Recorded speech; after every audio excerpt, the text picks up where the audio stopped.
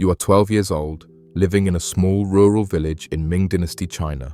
The year is 1570. Your home is simple: wattle walls, a thatched roof, dirt floors. Your days are filled with chores, helping your mother, fetching water, and occasionally playing in the dust near your family's worn-out shack. Life is hard, but predictable. Then one afternoon, a lacquered carriage rolls in from the capital. Its black shine reflects the summer sun. It doesn't belong here. A government official steps out, flanked by attendants. He wears embroidered silk, his hands gloved, his face unreadable. The villagers gather, quiet and tense. These visits rarely bring anything good. You're called forward. He doesn't ask for your name. He inspects your teeth, your skin, your posture, and especially your feet. He speaks very little. His eyes are not unkind, but they are clinical. This is not a conversation. It's an evaluation. The official speaks with your father. No negotiation is made.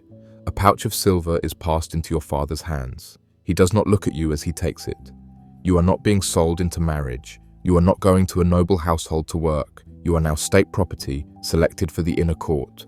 You are to be transported to the capital, Beijing, to enter the Imperial Harem. You don't fully understand what this means. Few girls do. What you do know is that your life as a daughter has ended. You are taken immediately. You are not allowed to pack anything. The journey begins by cart, with other girls, most your age or slightly older. None of you speak much.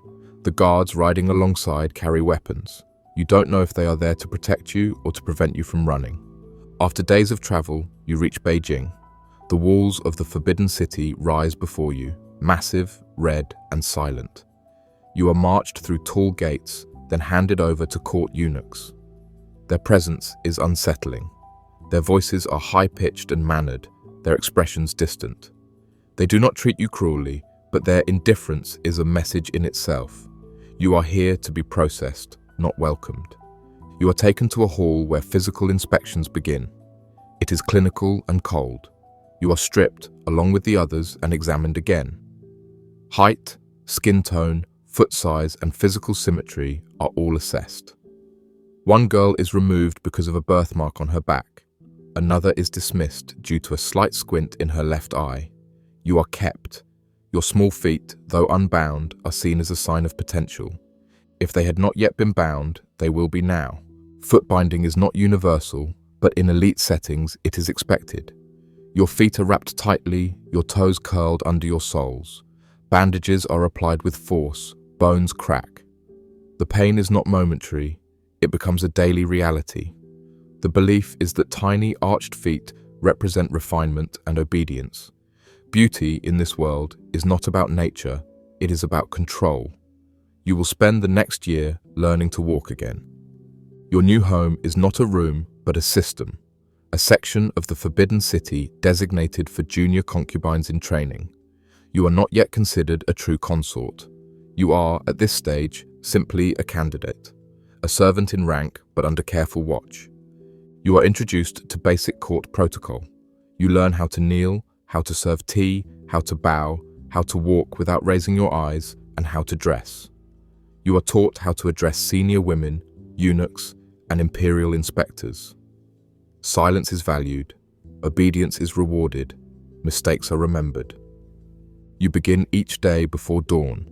You are responsible for cleaning your quarters and attending to assigned senior consorts. Some are kind, most are not. You quickly learn that the Forbidden City is not a sanctuary, it is a political machine. Everyone is watching, everyone is competing. You are given training in calligraphy, embroidery, music, and how to speak softly and slowly. Not to express yourself, but to serve and entertain. The goal is not education, it is transformation. You are being molded into someone who may one day be summoned by the Emperor. Whether that day comes or not depends on your appearance, your demeanor, and your ability to avoid error. The senior concubines pay little attention to you, but their silence is not protection. It is distance. Their status depends on not being associated with the lower ranks. A few glance at you only to correct your posture or reprimand a misstep. You learn quickly that being invisible is safer than being noticed. Rumors circulate among the younger girls, stories of former concubines who disappeared. Some say they were dismissed. Others claim they were imprisoned or executed for violating palace rules. You don't know what is true. What you do know is that no one speaks of these women by name. The food is plain but sufficient. The sleeping quarters are shared with straw mats and mosquito nets. There are no luxuries. Your body aches from the training and the constant pressure to present yourself correctly. You are rarely alone, and you begin to forget what silence felt like in the countryside. Here, everything is structured, regulated, and recorded. You are told that this is a privilege, that serving in the palace is an honor, but the expressions of the older women suggest otherwise. Few smile, fewer speak freely. As months pass, you are no longer the newest. Other girls arrive, and now you see them with the same silent caution. You begin to understand the hierarchy, how fragile it is, and how quickly it can change. At 13, you are still a child, but inside the Forbidden City, childhood ends with the closing of the gate. You are now part of the Imperial household, not a guest, not even a servant. You are an asset, one of hundreds, preserved and prepared for a single possibility, the Emperor's attention. Whether it comes or not will shape the course of your life, and if it does, it will only open the door to a different set of dangers. You are now 13 years old. 1 year has passed since you entered the Forbidden City. You no longer flinch when the gates close behind you. The red walls, once towering and foreign, now feel like permanent barriers. You've memorized every corridor between your quarters and the inner courtyards. You've learnt to walk without noise, to speak only when addressed, and to keep your eyes low. Your rank is still low. You are not yet a concubine of the Emperor, but you serve those who are. The Imperial Harem, or knighting, is a strict hierarchy of women divided by rank, favor, and influence. At the top are the Empress and senior consorts. At the bottom are the girls like you, the selected women, or Xiunu, who are undergoing training and performing menial service. You begin each morning before sunrise. You wash, dress in standard silk robes, and report to your assigned post. Today, you're tasked with assisting a second-rank consort, a woman who has served the Emperor for over a decade. She does not speak to you unless you make a mistake. When you pour her tea too slowly, she taps the table twice. It's not a reprimand, it's a warning. You correct your speed at once. You're not allowed to show emotion. A smile that seems too self-satisfied, a pause too long, a glance too high, all can be misinterpreted. The women above you are not family. They are not mentors. They are competitors, and they guard their positions with quiet precision. You learn to read tone, to notice subtle shifts in posture, to recognize when not to speak. These are survival skills, not social ones. The rules are never fully explained. Some are written: never speak to a man unless ordered, never leave your assigned quarters after nightfall, never disobey a eunuch. But most rules are unwritten, enforced by custom and punishment. You learn them the hard way. The girl in the bed next to yours whispered back to a senior consort last week. She hasn't returned. No explanation was given. You begin to understand that power in the harem is fragile, but also absolute. The Emperor is distant, almost mythic. You've never seen him, only heard of his preferences from the lips of senior women and eunuchs. But everything in your life revolves around the possibility of him noticing you. Being summoned to his presence is rare. Being invited back a second time is rarer still. Yet it is the only path upward. The competition for that opportunity is quiet but constant. Girls adjust their posture when a senior eunuch walks by. They practice fan gestures in private. Some exchange information in whispers. Who is favored this week? Who fell out of grace? Who cried in front of the Emperor's mother? Even minor missteps can be career-ending. One afternoon, a girl from your cohort spills a drop of soup during service. She's taken away and returned hours later, her knuckles swollen. Bamboo rods are used as correction. Another girl is accused of speaking to a guard too long. She is removed permanently. The guards, like the eunuchs, are not allies. The harem is not a place of protection. It is a controlled environment where any infraction is considered willful disobedience. You hear rumors, passed carefully in hushed voices. A senior concubine once spilled wine on a nobleman. She was dismissed from court and never heard from again. Another was caught sending letters to her family, which is strictly forbidden without permission. She was reportedly confined to a sealed room for months. Whether all of these stories are true doesn't matter. They shape your understanding. The palace is not ruled by justice, but by order. Your physical training continues. You practice walking on bound feet, which still ache daily. The bones are permanently altered, and the pain never fully leaves. But you've learned to smile through it. Pain is private. Visible suffering is a sign of weakness. By now, you've learned that favor is not earned by merit, but by perception. You are taught how to carry yourself, how to hold a fan, how to speak in metaphors. Intelligence is valuable only when it can be disguised as grace. You've begun to adjust your expressions, your gestures, even your tone of voice, not out of vanity, but out of necessity. This is not performance, it is self-preservation. When you're not serving, you are being watched. Eunuchs are everywhere. They manage your schedules, report your behavior, and enforce discipline. While technically powerless outside the palace, within it, they are the gatekeepers. They determine who is promoted and who is silenced. You've learnt never to challenge them. You keep your head down and your body moving. Each day repeats with small variations, scrubbing floors, pouring tea, fetching silk garments, attending ceremonial drills. Always in silence, always with care. One mistake could end your progress, or worse, your life. But amid the rigidity, you begin to understand the subtle codes of power. A well-timed bow, a favor returned discreetly, a respectful nod to a consort in passing. You begin to map the informal networks, the women who have influence, the eunuchs who respond kindly to gifts of embroidery or ink, the servants who speak too much. These observations will become more important than any official instruction. After one full year in the harem, you are now tolerated, not favored, not trusted, but no longer invisible. You are beginning to exist within the structure, which is more than most girls can say. Many are gone, dismissed for illness, rebellion, or irrelevance. You remain. Still, you are not safe, you are not secure, you are simply present, in a world that watches constantly, remembers everything, and forgives almost nothing. You don't know if the Emperor will ever summon you. You don't know if you'll live long enough to rise in rank. What you do know is that survival requires silence, vigilance, and the ability to disappear in plain sight. You are 13 years old, but already shaped by a system that expects you to perform perfection without flaw, obedience without thought, and ambition without visible desire. You live in one of the wealthiest palaces in the world, and yet you own nothing. Not your time, not your voice, not even your future. This is life inside the Imperial Harem. You are 16 now. 3 years have passed since you entered the Forbidden City. You have survived. Many have not. The corridors are quieter than when you first arrived, but the silence is deceptive. Beneath the polished floors and painted walls, tension circulates like stagnant air. You are still a concubine in training, unmarried, unpaid, and largely unnoticed.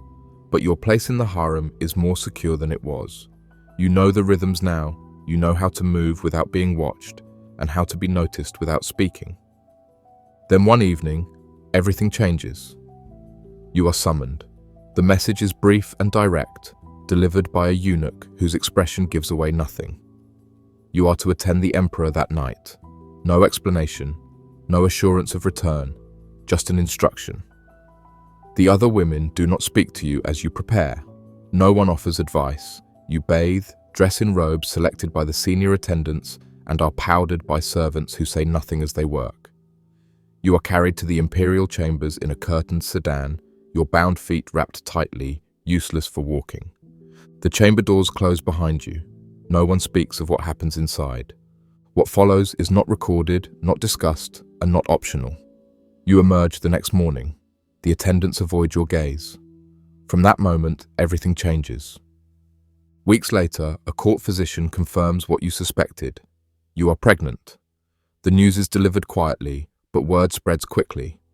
Pregnancy in the Imperial Harem is both a potential elevation and a profound threat.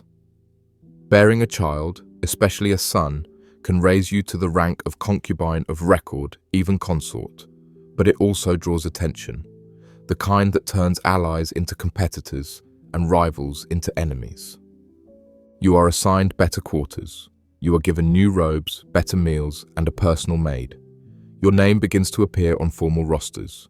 The eunuchs speak to you more carefully now, but the women above you take notice. They begin to observe you more closely. Their silence shifts into calculation. Within weeks, the rumors begin. One senior consort hints that you bribed the physician. Another accuses you of poisoning her tea. The emperor's mother, the empress dowager, the highest-ranking woman in the harem, summons you. Her power is unmatched, even by the emperor himself. She examines you without emotion. Her questions are precise and cold. Who have you spoken to? What have you eaten? Who attends your quarters? She says nothing of the accusations, but her gaze lingers too long. You are returned to your quarters, but that night, your food is left untouched. You wait. Nothing happens. The next morning, your maid tells you the accuser has been reassigned to an outer residence. Nothing is confirmed, nothing is written. But the warning is clear. Your status protects you, for now. You give birth several months later. A son. The announcement is made discreetly. A few gifts arrive. A few eunuchs bow lower than usual. The child is removed from your quarters and placed under the care of official wet nurses in the Palace of Eternal Spring, where children of imperial blood are raised. You are allowed to visit at set times. You see him only briefly, sleeping, wrapped in silk, watched over by guards and servants. You are not allowed to hold him for long. Still, the birth elevates your rank. You are granted the title of concubine of the 5th rank, one of many, but no longer among the lowest. You are expected to attend more formal events, dress with greater precision, and adhere to a new level of scrutiny. With elevation comes risk. The women who once ignored you now whisper when you enter a room. Some are polite, others are not. One offers you a hairpin as a gift. You decline. Later, a maid tells you it was rumored to be poisoned. The political atmosphere in the harem grows heavier. The emperor rarely visits now. His time is divided among dozens of women. Your position depends not on affection, but on perception, what others think your position might become. And in the palace, perception is often more dangerous than fact. A eunuch you've never seen before arrives with a message. The Empress Dowager wishes to speak with you again. When you arrive, she is seated beside a physician and a scribe. She does not raise her voice. She tells you another woman has accused you of cursing the emperor's health, a capital offense under imperial law, especially in times of illness or political instability. You are ordered to defend yourself. You deny the charge. Your voice is steady, but your mind races. You remember your son. You remember the girl who once vanished after a similar accusation. You remember the sealed gates and the locked rooms. The Empress Dowager watches you, unmoving. Then, a maid from your quarters arrives. She speaks clearly, stating that she witnessed another consort bribing a eunuch to place herbs in your room.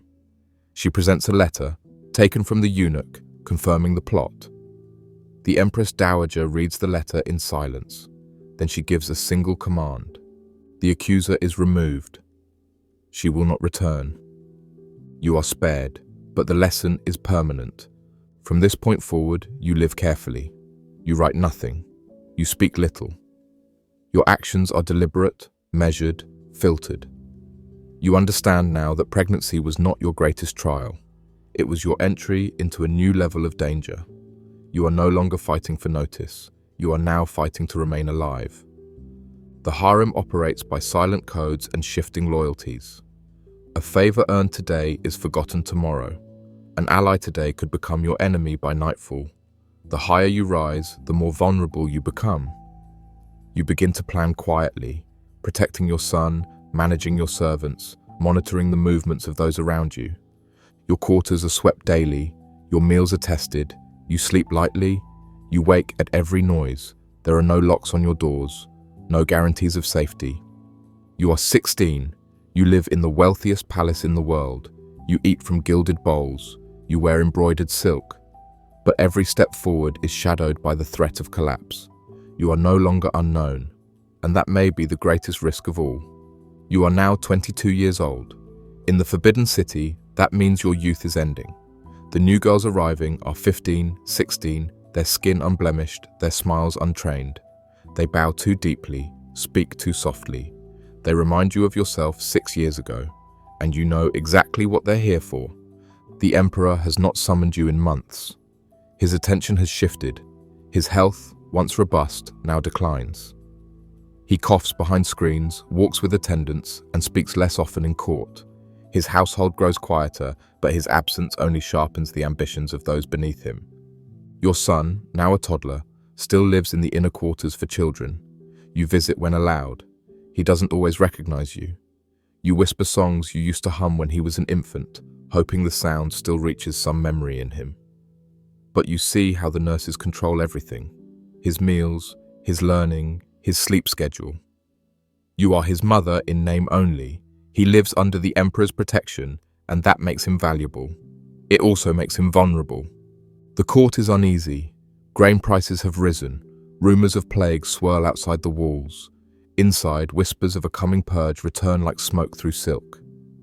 The Forbidden City has too many mouths, too many concubines who are no longer useful. Last time, over 100 women disappeared during a palace famine. No official record was kept, no names were read. You feel it in the air again. Servants avoid eye contact. Eunuchs speak more quietly. Meals grow smaller. Water arrives later in the day.